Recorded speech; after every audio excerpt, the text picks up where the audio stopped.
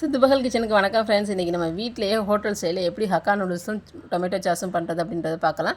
அதுக்கு நான் ஒரு பாத்திரத்தில் தண்ணியை வந்து சூடு பண்ணி வச்சுருக்கேன். சூடு பண்ணி வச்சுருக்க தண்ணியோட லைட்டாக நமக்கு தேவையான அளவுக்கு எண்ணெய் வந்து ஊற்றிக்கலாம். எண்ணெய் வேணாலும் ஊற்றிக்கலாம். நம்ம வீட்டில் எண்ணெய் வந்து நம்ம சமைக்கிறதுக்கு யூஸ் பண்ணுறோமோ அந்த எண்ணெயை வந்து நீங்கள் ஊற்றிக்கிறங்க.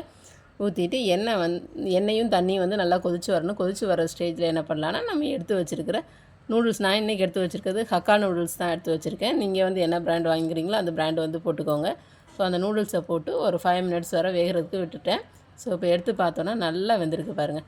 ஸோ வெந்ததுக்கப்புறம் நம்ம இப்போ என்ன பண்ணலான்னா, தனியாக ஒரு பாத்திரத்தில் வடிகட்டி எடுத்துக்கலாம். தண்ணி வந்து ஒரு சொட்டு கூட இல்லாத அளவுக்கு நம்ம வடிகட்டி எடுக்கணும். அப்போ தான் வந்து நம்மளுக்கு அதில் வந்து செய்கிறதுக்கு நல்லாயிருக்கும், இல்லைன்னா கொலன்னு இருக்கும். ஸோ தண்ணி வந்து இல்லாத அளவுக்கு நல்லா வடிகட்டி எடுத்துக்கலாம்.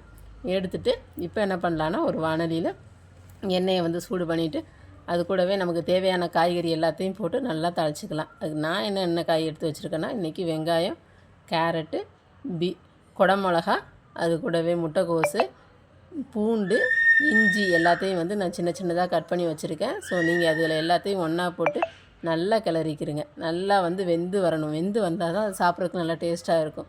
ஸோ நல்லா வந்து இந்த மாதிரி வந்து நம்ம செஞ்சு கொடுக்கும்போது குழந்தைங்கள்லேருந்து பெரியவங்க வந்து எல்லாத்துக்குமே ரொம்ப பிடிக்கும். நம்ம வந்து கடையில் வந்து வாங்கி கொடுக்க வேண்டியதில்லை, வீட்டிலே செஞ்சு கொடுக்கலாம். இது ஆனால் அடிக்கடி செய்ய வேணாம். மாதத்தில் 1 நாள் இல்லை 2 நாள்ன்ற மாதிரி நம்ம கொடுக்குறது நல்லது. ஏன்னா இது நூடுல்ஸ் எல்லாம் அந்தளவுக்கு நல்லது இல்லைன்னு சொல்கிறாங்க. ஸோ அந்த மாதிரி நீங்கள் வந்து ட்ரை பண்ணி பாருங்கள். கொடுக்குறத கடையில் வாங்கி கொடுக்குறத வீட்டிலேயே குழந்தைகளுக்கு கொடுக்கலாம். ஸோ இது நல்லா வெந்ததுக்கப்புறம் இப்போ நம்ம எடுத்து வச்சுருக்கிற நூடுல்ஸையும் அதுக்குள்ளே வந்து தண்ணி நல்லா வடிகட்டி வச்சுருக்கோம். ஸோ அந்த நூடுல்ஸையும் அது கூடவே போட்டு நல்லா கிளறிக்கலாம். இது ஒன்றோட ஒன்று காய்கறி எல்லாம் ஒன்றா வர்ற அளவுக்கு நல்லா வந்து நம்ம கிளறிக்கணும். கிளறிட்டோன்னா நல்லா அது ஒன்றோட ஒன்று சேர்ந்து அந்த டேஸ்ட்டு வந்து நல்லா வரும்.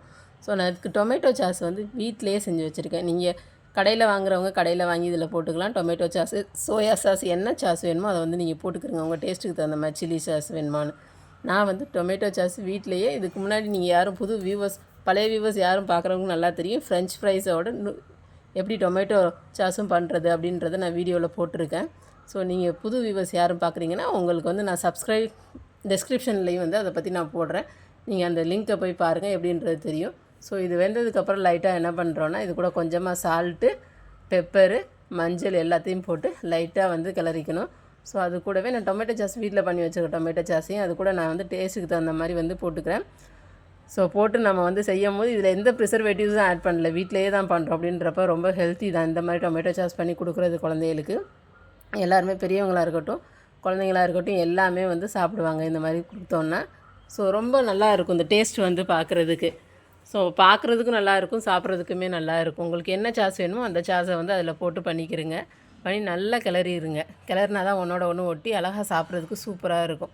ஸோ இதே மாதிரி நீங்களும் செஞ்சு பாருங்கள் ஃப்ரெண்ட்ஸ். செஞ்சு பார்த்து எப்படி இருக்குது அப்படின்றத மறந்துடாமல் கமெண்ட்ஸில் கொடுங்க. புது வியூவர்ஸ் யாரும் பார்க்குறீங்க அப்படின்னா மறந்துடாமல் சப்ஸ்கிரைப் பட்டனே கிளிக் பண்ணுங்கள். அப்போ தான் நான் கொடுக்குற அடுத்தடுத்த வீடியோஸை நீங்கள் வந்து மிஸ் பண்ணாமல் பார்க்க முடியும்.